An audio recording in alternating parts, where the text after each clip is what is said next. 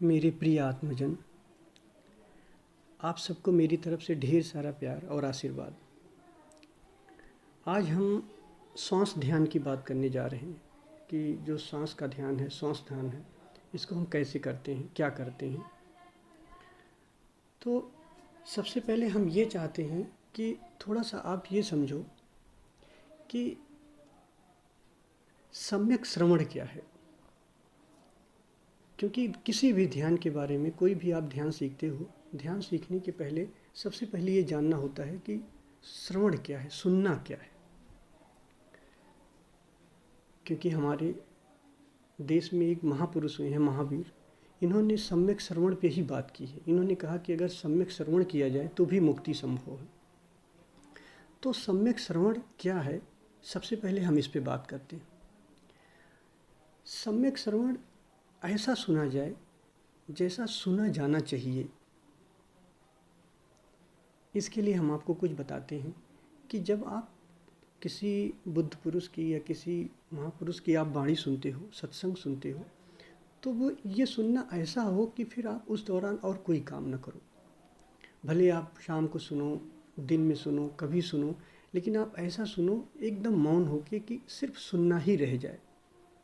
हम आपसे जो भी बातें करेंगे, आप प्रश्न पूछेंगे, आपके सवालों के जवाब दिए जाएंगे, कुछ ध्यान की विधियां आपको बताई जाएंगी।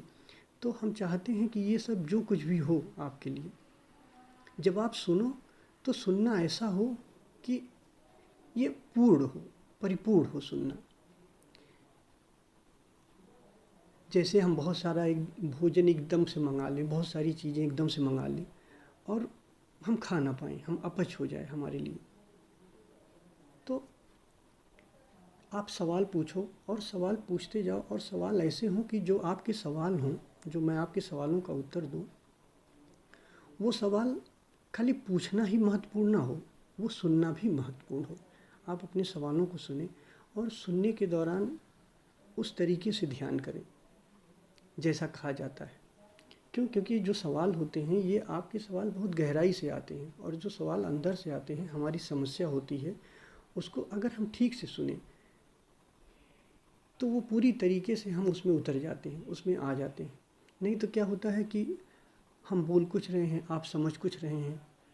क्योंकि अगर यहाँ पे हम जैसे आप 8-10 लोग जुड़े हो और हम बोल रहे हैं, तो ज़रूरी नहीं कि जो मैं बोल रहा हूँ वही आप सब सुन लो। मैं बोलूँगा कुछ, आप सुनोगे कुछ, आप समझोगे कुछ, ये बहुत गड़बड़ हो जाता है। क्यों गड़बड़ होता है? क्योंकि यहाँ सम्यक श्रवण नहीं होता है। हम सोच कुछ रहे हैं, सुन कुछ रहे हैं, तो ये एकदम गड़बड़ हो जाएगा। इसलिए सबसे पहले आपको ऐसा सुनना है कि सुनना ध्यान हो, कि मैं बोल रहा हूँ, आप सुन रहे हो, सिर्फ इतना हो। ये नहीं कि आप साथ में और बहुत सारे काम कर रहे हैं, बहुत तरीके से बात कर रहे हैं, और पता चला कि जो सारी बातें बोली गई वो कहीं और चली गई। तो पूरी तरीके से सुनना हो। और इस सुनने के सिलसिले में आप जिस सांस ध्यान के बारे में हम बात कर रहे हैं कि सांस का ध्यान कैसे किया जाता है, तो सांस का ध्यान करने के लिए थोड़ी सी बातें आपको ये समझना होगा कि आप सांस लेते हो, बिल्कुल नेचुरल सांस, सांस अपने आप चल रही है। सांस में हम कोई जोर नहीं लगाएंगे, ना हम कोई तनाव लेंगे सांस लेते समय। जो नेचुरल सांस चल रही है उसी सांस को हमें देखना होता है। सांस को अपनी तरफ से स्लो या सांस को अपनी तरफ से हमें तेज नहीं करना होता है। जो सांस हमारी चल रही है हमको ठीक ठीक उसे देखना है। और ये देखना कहीं से भी हो सकता है। आप देख रहे हो कि चूँकि ये सांस नाक का हिस्सा है, आपके नाक से सांस आती है, तो आप नाक के पोर्शन पे देख सकते हो कि नाक से सांस अंदर आ रही है और ये धीरे धीरे अंदर जा रही है, आपकी गहराई तक जा रही है, फिर सांस बाहर जा रही है, आप इसको देख रहे हो। एक अवेयरनेस है आपकी, एक जागरूकता है कि आपकी सांस चल रही है और सांस को आप देख रहे हो। सांस नेचुरली अंदर आ रही है, सांस अपने आप बाहर जा रही है, और जस्ट आप इसको एक देख रहे हो विटनेस के तौर। और इसमें यह भी नहीं है कि आपको एकदम से तेज लेना है या एकदम से धीमा कर देना। हाँ, जब आप सांस को देखने लगोगे तो देखने के दौरान अगर लंबी प्रक्रिया चल जाती है तो उस दौरान कभी कभी सांस एकदम तेज, एकदम से धीमी हो जाती है। लेकिन जिस स्पीड में हो, जैसे हो, वैसे ही सांस को आपको देखना है। धीमी हो तो, तेज हो तो, और पूरी तरीके से देखना है। इसमें कुछ क्वेश्चंस भी हम ले लेते हैं जो आपने पहले पूछे थे सुबह में। किसी ने पहला क्वेश्चन इसमें है, मेडिटेशन में नेचुरल सांस देखना है या फिर स्लो करना है? नहीं, नेचुरल ही देखना है। जो सांस चल रही है बस उसी को हमें देखना है, और उसे न धीमा करना है न तेज़ करना। अपने आप अगर वो धीमी तेज़ होती है तो उस कंडीशन में भी हम उसको देखते जाएंगे। कभी कभी सांस को देखते देखते हमें ऐसा लगेगा कि सांस एकदम से रुक गई है। जब रुक गई है तो ठीक है, तब भी आप देख रहे हो, आपको ये पता है कि सांस रुकी हुई है। और कुछ और सवाल हैं। किसी ने पूछा है, विचार का जन्म कहाँ से होता है? पहली बात, विचार का जन्म कहाँ से होता है आप ज़रा सोचो। कभी आपने सोचा है? विचार का जन्म आपके होश के अभाव में होता है। जैसे अगर हम आपसे पूछें कि अंधेरे का जन्म कहाँ से होता है, अंधेरा कैसे पैदा होता है, तो जब प्रकाश नहीं होता है तो अंधेरा पैदा होता है। ऐसे ही जब आपके अंदर होश का अभाव होता है, आपका होश का लेवल कम होता है, तो विचार पैदा हो जाता है। होश का लेवल और कम हो जाता है तो यही विचार आपके चित्र रूप में आ जाते हैं। आप स्वप्न अवस्था में चले जाते हैं, आप सपने देखने लग जाते हैं। तो जैसे जैसे आपका होश बढ़ेगा वैसे वैसे आपके विचार कम होते जाते हैं। और इसी में आगे पूछा है, कभी कभी ऐसे भी विचार आते हैं जो हमसे रिलेटेड नहीं होते हैं। कोई भी विचार आपसे रिलेटेड नहीं होते हैं, क्योंकि चैतन्य के भीतर कोई विचार पैदा नहीं होता है। विचार बेहोशी में होता है, और जन्मों जन्मों से जो हम विचार लेके चलते हैं वो सब आ जाते हैं। कभी कभी अपने नहीं, दूसरों के भी विचार आ जाते हैं। कोई दुखी व्यक्ति अगर आपके सामने बैठ जाता है तो आपको पता भी नहीं चलेगा और आपके मन में एक उदासी के विचार आ जाएंगे। कोई सुखी व्यक्ति आपके पास बैठ जाएगा, आपको एक आनंद का अनुभव होने लगेगा। तो विचार हम जिस माहौल में रहते हैं, जैसे रहते हैं, वैसे भी आते रहते हैं, दूसरों के भी आते हैं। हमारे अंदर आए, हम उनसे जुड़ गए, और हम जब उनसे जुड़ गए तो वैसे ही एक्टिविटी होने लगी। क्या सांसों को कंट्रोल करने से मन और विचार दोनों कंट्रोल हो जाते हैं? हाँ, सांस का मन से बड़ा प्रभाव पड़ता है, लेकिन हमें ध्यान के दौरान सांस को कंट्रोल नहीं करना है। अब हमारी हर एक्टिविटी में आप देखते होंगे कि सांस बदल जाती है, सांस की लय बदल जाती है। जब आप गुस्से में होते हो, आपकी सांस तेज चलने लग जाती है। आप मौन होते हो, जब आप शांत हो जाते हो तो आपकी सांस धीमी हो जाती है। आप खुशी में होते हो, आपकी सांस तेज हो जाती है। हर लय में आप देखो, जब आपके अंदर कोई भी प्रभाव आता है, आपके अंदर दुख आता है, आपके अंदर सुख आता है, आपके अंदर प्रेम आता है, हर कंडीशन में ज़रा आप अपनी सांस की लय को गौर करो तो आपकी सांस की लय बदल जाती है। इसलिए जापान में बहुत से लोग ऐसा भी करते हैं कि सांस को कंट्रोल करके भी विचारों को कंट्रोल कर ले जाते हैं। अगर सांस आपकी बहुत तेज़ तेज़ चल रही है, आप क्रोध में हो, और आप कुछ न करो, खाली सांस की लय धीमी करने लग जाओ। जब आप सांस की लय धीमी करने लग जाओगे तो आप देखोगे कि वो जो क्रोध था धीरे धीरे विदा होने लग जाएगा। और कुछ प्रश्न इसमें है। सांसों का और मन से क्या रिलेशन है? सांसों का मन और विचार से क्या रिलेशन है? देखो, पहली बात तो हम आपको ये क्लियर कर देना चाहेंगे कि मन और विचार, ये दो पहले समझ लें, ये दो क्या है। विचार क्या होता है? बहुत सारे विचारों के समूह को मन कहते हैं। मन विचार दो अलग अलग चीज़ नहीं है। जैसे हम आपसे पूछते हैं जंगल क्या है, फॉरेस्ट क्या है, तो आप क्या कहते हो? आप कहते हो कि बहुत से सारे घास फूस और फूल कांटे सबको मिला के आप क्या कहते हो कि जंगल है। बहुत सारी चीज़ों को मिला के जंगल है। रथ क्या कहते हैं? बहुत चक्के भी हैं रथ में, उसके बाद घोड़े भी हैं, आदमी भी उसमें बैठा हुआ, सब मिला के रथ कहा जाता है।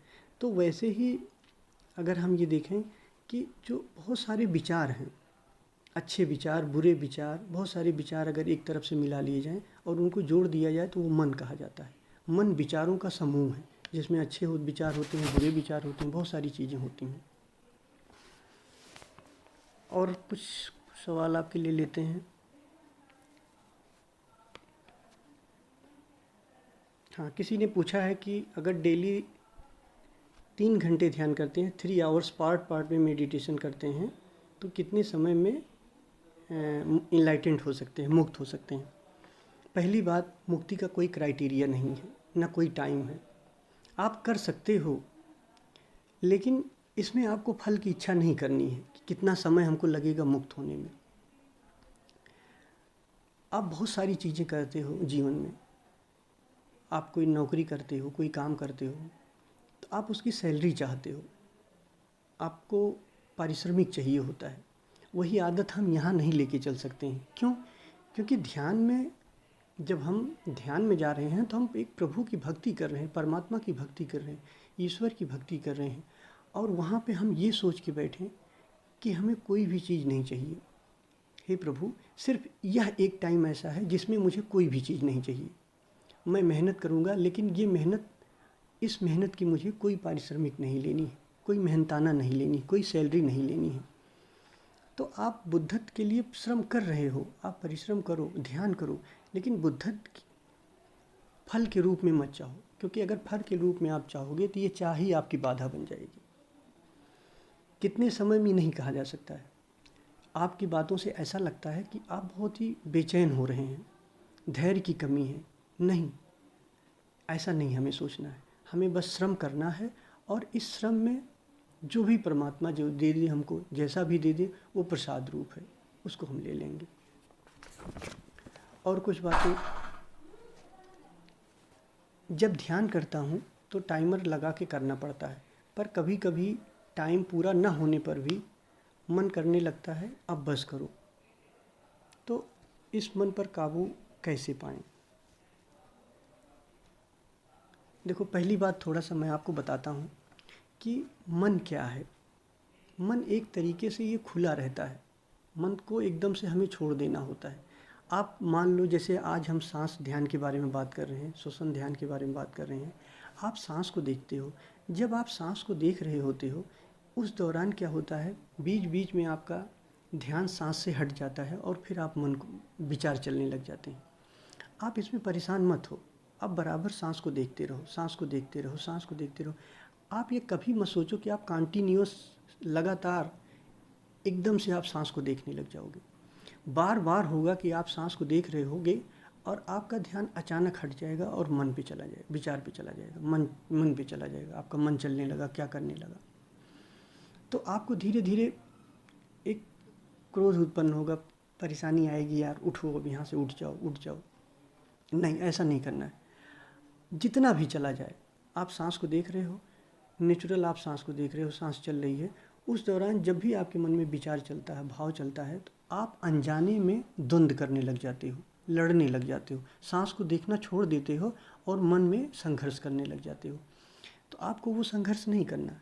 जब आपको ये ध्यान आए कि आप संघर्ष कर रहे हो, तो आप फ़ौरन फिर सांस को देखने लग जाओ, क्योंकि ऐसा कोई समय नहीं आएगा, ऐसा टाइम नहीं होगा कि आप मन को काबू नहीं किया जा सकता है। पहली बात, क्यों? क्योंकि मन एक तरीके का अपने आप चलता है।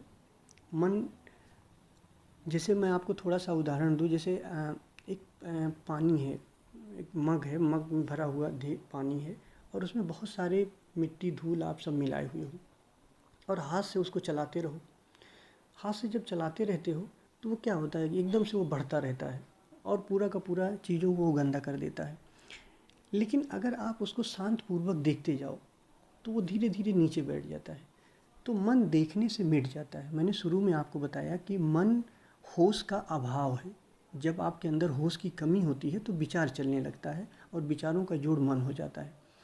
तो जब हम ध्यान करने लगेंगे और ध्यान की प्रक्रिया से धीरे धीरे हमारा होश का लेवल बढ़ता जाएगा, तो ये जो विचार है, मन है, अपने आप मिटता जाएगा। जैसे जैसे विचार शून्यता हमारे भीतर आएगी, वैसे वैसे हम अमन में प्रवेश करने लग जाएंगे।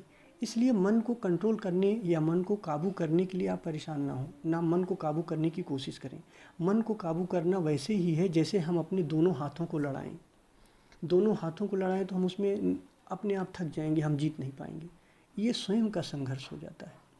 तो मुझे संघर्ष नहीं करना है, मुझे सहज भाव से ध्यान करना है। आप ध्यान करो, जितनी देर आपका ध्यान लग जाता है, 15 मिनट, 20 मिनट, 30 मिनट, आप सहज भाव से ध्यान करो। और जब वहाँ से आपका ध्यान हटता है, आपका ध्यान हट जाए, मन की तरफ चला जाए, तो फिर सहज भाव से, जैसे आपके मन में, भाई आपके मन में अगर कोई विचार आता है तो आपको ये पता चल जाता है ना कि आप सांस देखना भूल गए, तो आपको फ़ौरन फिर से सांस को देखने लग जाना है। बार बार आपको ये प्रयास करना है सांस को देखने का। और जैसे आप सांस को देखना भूल जाओगे, तुरंत आपका मन चलने लग जाएगा।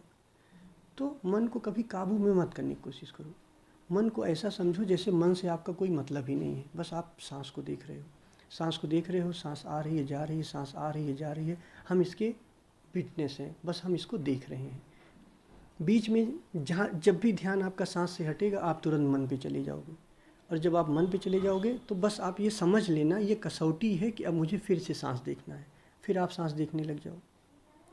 इसमें आगे चल के मैं 25 से 30 मिनट का या 40 मिनट का पूरा एक ध्यान की विधि आपको भेजूँगा सांस पे आगे चल के।